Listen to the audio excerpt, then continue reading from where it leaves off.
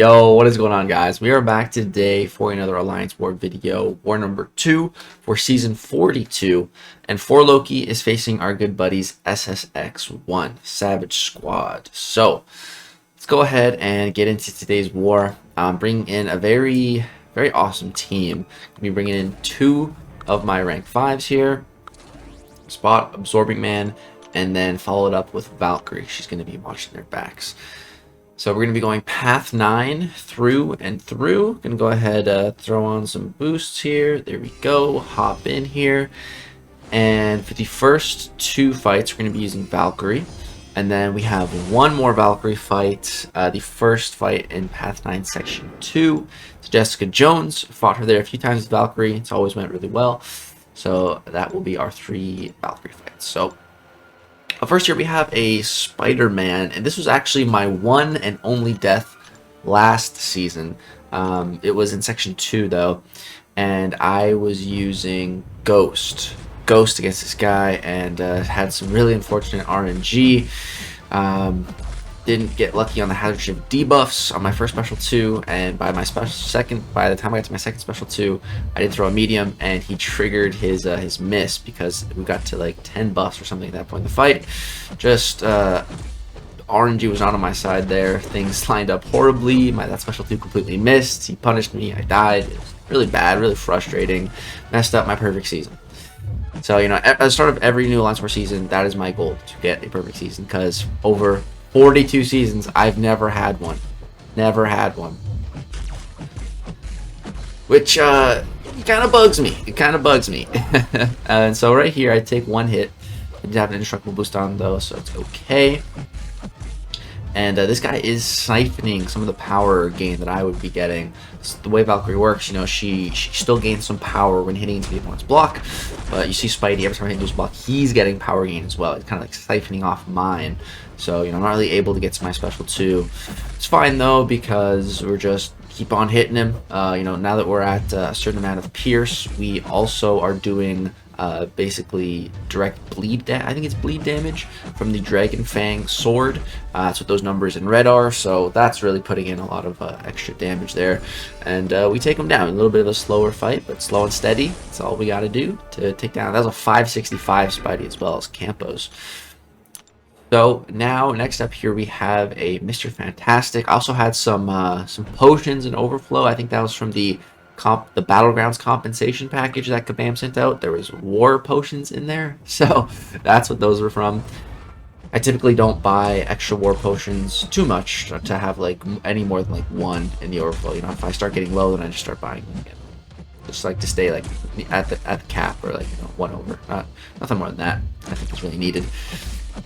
And then here we have Mr. Fantastic. So this fight is no problem. It's basically the same thing as the Spider-Man fight, but easier because, you know, he's not gaining, he's not siphoning off my power. Plus, we also have class advantage here, so that's just gonna make us do more damage. And with the whole hazard shift here, you know, the whole point of this using Valkyrie here is to just never actually attack them, and that way we completely bypass the hazard shift. We don't get any of those debuffs on us. And that's why I really like to think of Valkyrie as basically Quake 2.0, the new and improved version of Quake, because first of all, I'm just not really a fan of Quake. I think she kind of breaks the game. I think Quake is too powerful. The way she works and everything is still too much. And I think Valkyrie is also probably too powerful, but it's definitely more counterable than Quake is, and she definitely has a lot more weaknesses than Quake. So I think she's overall a more well-balanced champion, but still definitely reminds me so much of Quake, and just the sheer amount of things that she can bypass. It's pretty impressive. Pretty impressive. Honestly, kind of surprised that, you know, Valkyrie didn't get changed at all with the rebalancing. I feel like if they were to do rebalancing again on Valkyrie, I feel like maybe they would change some things, because I feel like Valkyrie kind of flew under the radar for a long time just because no one pulled her, you know, until, well, you know, the masses didn't pull her, myself included, until her feature came out. And by that time, her rebalancing might have already gone through, or it was probably close at that point. So now, like, I see Valkyrie being talked about, being used just so much. I see 565 Valkyries out there too. Like, she's a very powerful champion, rightfully so. Glad cheese. I also have a Valkyrie Funko Pop. You know what? It's actually my least favorite Marvel Funko Pop that I have, though, just because it doesn't stand up on its own, which really frustrates me.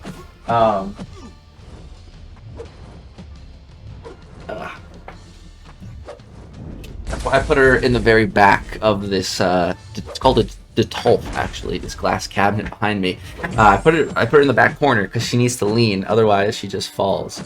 But yeah, let's see. Here, I'll try to stand her up right here. Watch. Just falls every time. So annoying.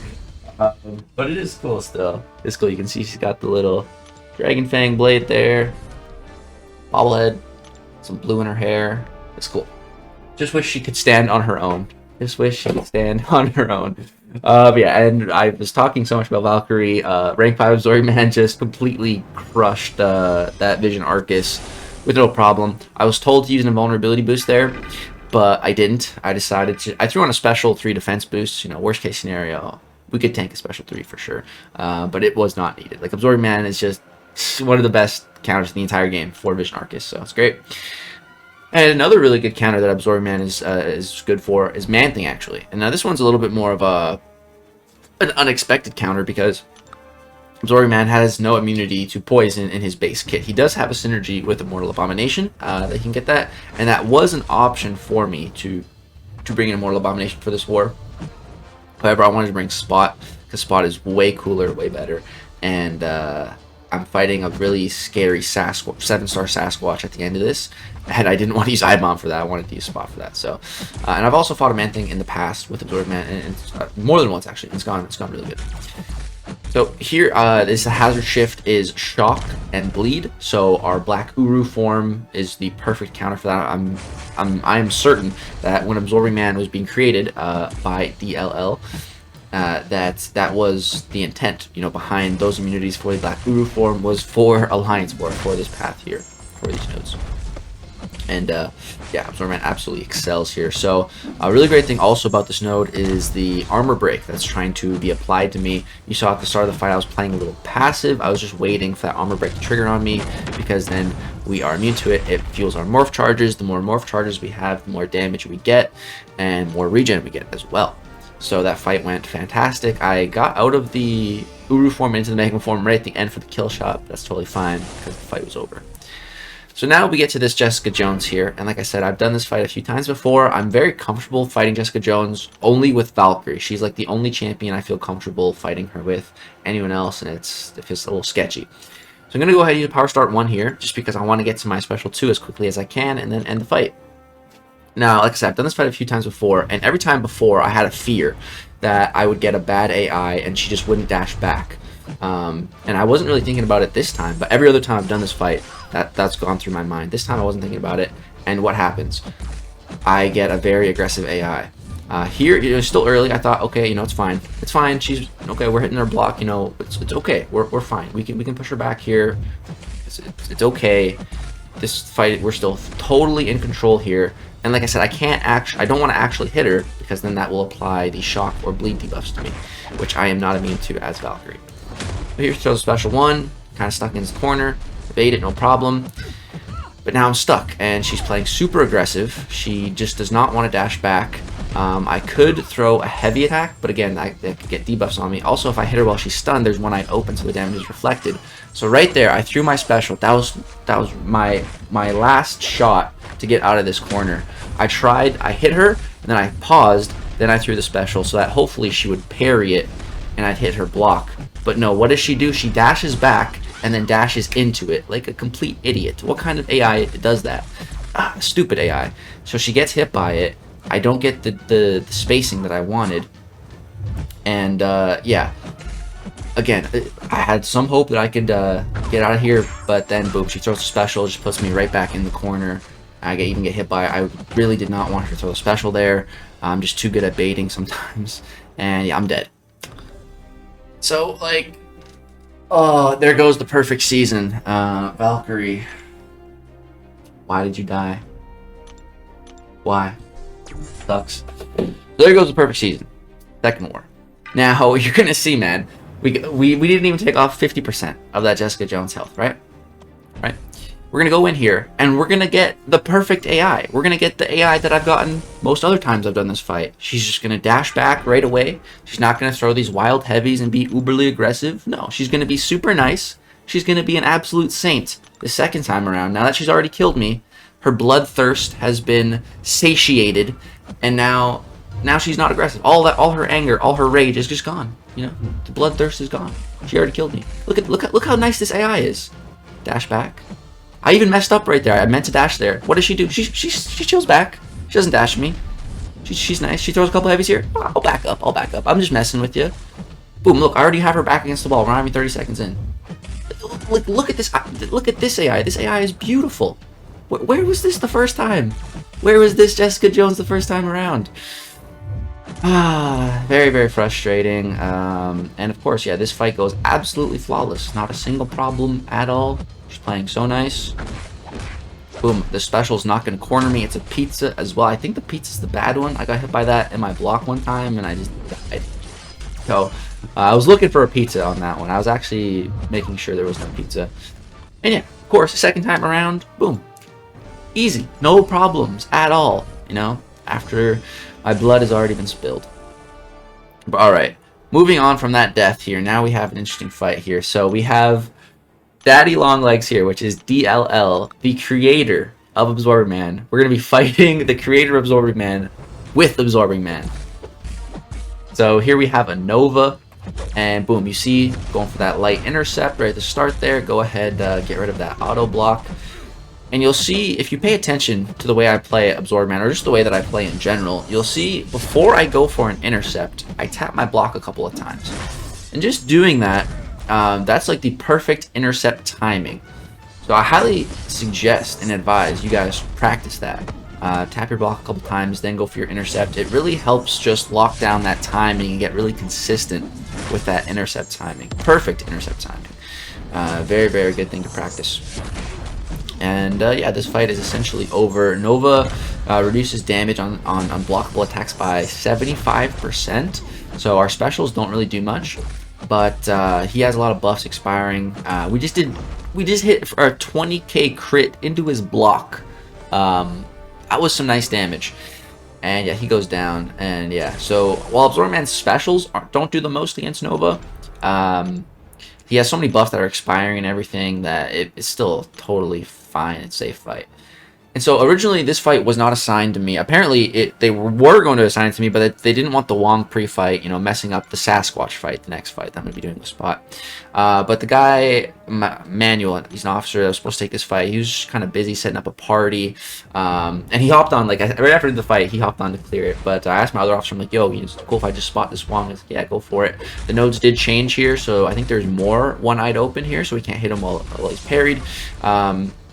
And there's some other annoying stuff, but I was very confident that I could do this fight, no problem, with Spot. The only thing that made this fight really tricky was an interaction that I guess I was not aware of, and that you can't knock down an unstoppable opponent, even if you land the heavy. So watch this here. He's gonna go unstoppable, and you'll see I hit the heavy. Boom! Both parts of the heavy connect, but the protection does not go down because he wasn't stoppable. So I had to go for another heavy there. So that really kind of messed me up, and I wasn't really aware of that interaction. So that kind of threw a bit of a wrench into my plans here. And if I had to do this fight again, you know, I would definitely approach it a lot differently. And you're gonna see I do the exact same thing here, just kind of hoping it works. But no, again, the heavy connects, but it doesn't get the knockdown. So I have to go for another one here, and then boom, you're gonna see we throw this special, and you're gonna see. I'm gonna pause it for a second here. So you see our untouchable is still active. It was just a fraction of a second left on that untouchable. But the main key thing from throwing your special 2 while the untouchable is still active is you apply a physical vulnerability debuff. So you see Wong right in between the protection and those ruptures. That's a physical vulnerability debuff, which basically just makes all my numbers in red do more damage, because all of Spot's red number damage is physical based damage. So having a physical vulnerability just increases that damage even more, which is really great. Ideally, you know, when you throw a special to a Spot, you want to have the untouchable active, you want to have the fury active, and you want to have the signature ability passive rupture icon active that's going to give you the biggest special twos. So here now, we pull up to the big Sasquatch mini boss here. This is only a rank 1 awakened 7-star, but he has 434,000 health. This is a big boy. Now, there is one node here that is very scary for Spot. I don't know the exact name of it, but it's basically, well, there's 2 nodes here that aren't great for Spot. So the first one is when I parry, I get passively disoriented, which is really, really bad, because if Spot has a disorient on him, it basically shuts him down on offense, because he cannot activate his portal block. And if I can't activate my portal block, then I can't be gaining spots. If I can't be gaining spots, I can't get into my untouchable mode. If I can't get into my untouchable mode, I can't build all my damage and everything important that I need to do. And then there's also brute force here. So there's a timer, and if that timer expires without me hitting Sasquatch, then I start to degen. Just kind of annoying. And so right there, you see I have the disorient on me now. I accidentally parried. Boom, there goes my indestructible boost.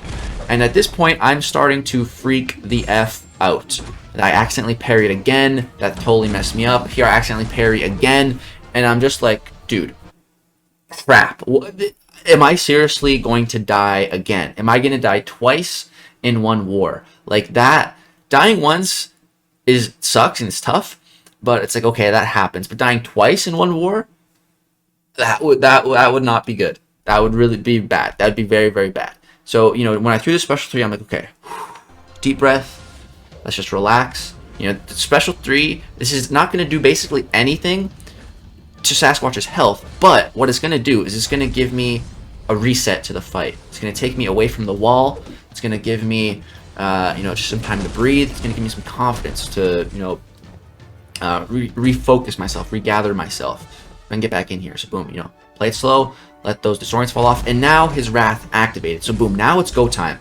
Basically, if you're doing Spot versus Sasquatch, you don't want to throw your special 2 until he's activated Wrath, because otherwise, you know, he's going to be lowering the damage by a ton.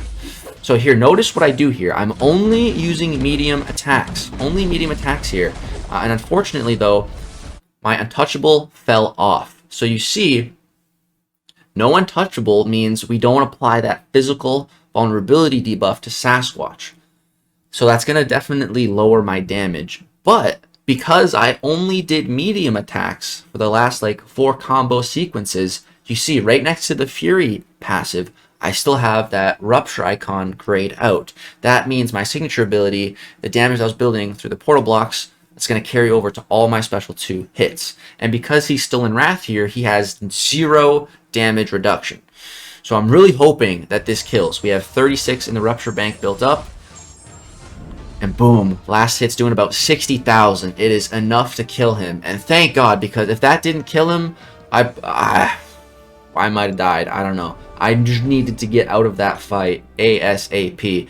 That fight was sketchy, man. That was so sketchy with the brute force, with the disorients.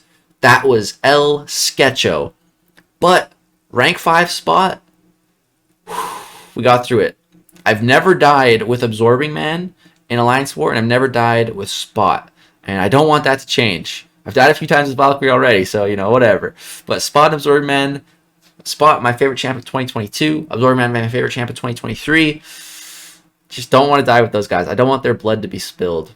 So I was really, really happy I was able to clutch that fight out. And that honestly just made me feel a lot better, you know, about the Valkyrie death anyways. Because I'm just so glad I didn't die twice. Because before I threw that special 3, I really thought I was going to die twice. That fight was getting very, very out of hand. But thankfully that special 3 just gave us the reset that we needed. And we ended up winning this war just barely. We had 7 deaths. They had 8 deaths. Woo! Oh man, thank God we didn't lose, because if we did, it would have been my fault, because I died, and it was such a close war. So really, really happy that my mistake, you know, wasn't going to cost the entire alliance. Really glad we were able to pull this one out, and that puts us on a 2-0 start for the season, which is always nice to start the season with a couple of wins. So yeah, guys, that is going to do it for the action-packed second war of Season 42. I hope you guys enjoyed my death and my clutch. Hope you guys enjoyed all of it. Drop a like if so. Subscribe if you want to see more Alliance War content. Thank you so much for watching. Peace out. Okay, actually, that's not the end of the video. I just realized I am an idiot, because Valkyrie was just sitting here, laying down because she keeps falling, and I noticed she has a hole in her foot, which means she's supposed to have a stand. So I looked back in the box, and yeah, I didn't take the stand out. No wonder she kept falling. Before I knew I had to throw this in because someone's gonna be like, Legacy, you are an idiot. She comes with a stand. You guys, yep, she totally does. There we go. Does she stand on her own now? Yes, she does. Okay. Well, at least this Valkyrie death caused me to look into the Funko more and figure that out. So I guess one good thing did come from that death. Alright guys, peace out.